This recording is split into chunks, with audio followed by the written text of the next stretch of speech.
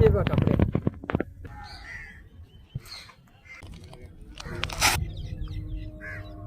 ఏం బామర్దే, వాడెవడో సేనానంట మనం చేసే ప్రతి పనిలో అడ్డొస్తున్నాడు.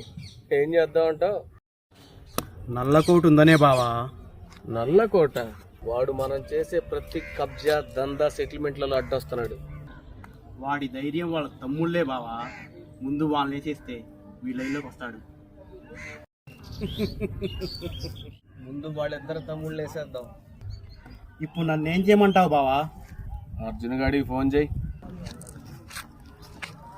పృథ్వీ మళ్ళీ స్కెచ్ చేసుకొని సాంబశివరావు చంపడానికి వెళ్ళాడన్నా. సాంబశివరావు గారు నమస్కారం అండి. కొడక, మీరంతా పిల్లలరా. ఏమంటావు బొడ్డు? బూతులు మాట్లాడద్దు. నువ్వు రా అన్నా. నేను వస్తున్నాను, వెళ్ళబాకు, ఉండు. సాంబశివరావు గారు సేనాని స్కెచ్ చేశారంట కదా, నాకు తెలిసింది, అందుకే వచ్చా. మమ్మది ఇక్కడ కాదు, ఇక్కడేసాయి. అర్జున్. ఏ శంకర్, ఎక్కడున్నావు? సాంబశివరన్న నమస్తే. ఇక్కడే ఉన్నా, వస్తున్నా. నేను అడుగు పెట్టిన చోట న్యాయం పారిపోద్ది, చట్టం వెళ్లి మూలన కూర్చుంటది. సాక్ష్యం లేకుండా శిక్షిస్తా. సాక్ష్యాన్ని అడ్డుగా నిలబడి రక్షిస్తా. ఆ సాక్ష్యాన్ని నేనే చంపేస్తా. నా పేరు వినగానే గుండె కొట్టుకోవటం ఆగిపోవాలి. ఎందుకంటే నేను వచ్చిన చోట ఎవరు బతికి తిరిగి వెళ్లరు. ఆ గుండెకి రక్షణ కవచంగా నేనుంటా. హీరోలకు న్యాయం, విలన్లకు లాభం, కానీ నేనురా న్యాయం లాభం రెండు నాకే కావాలి. న్యాయం అందరికి సమానమే, నీకు నాకనే విభేదాలు లేవు. అందుకేగా సామాన్య మానవుడు అక్కడ పడున్నాడు. నీ తమ్ముడిని రక్షించుకోలేకపోయావరా నువ్వు.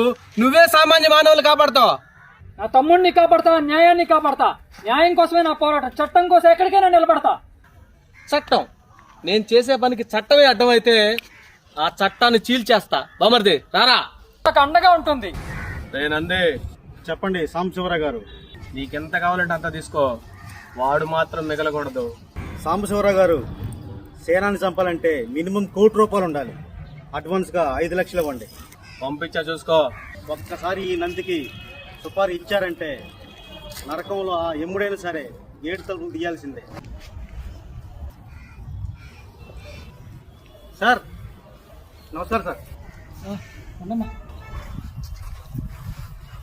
సార్ చెప్పండి, మీ కేసు ఏంటి? మటర్ కేసా?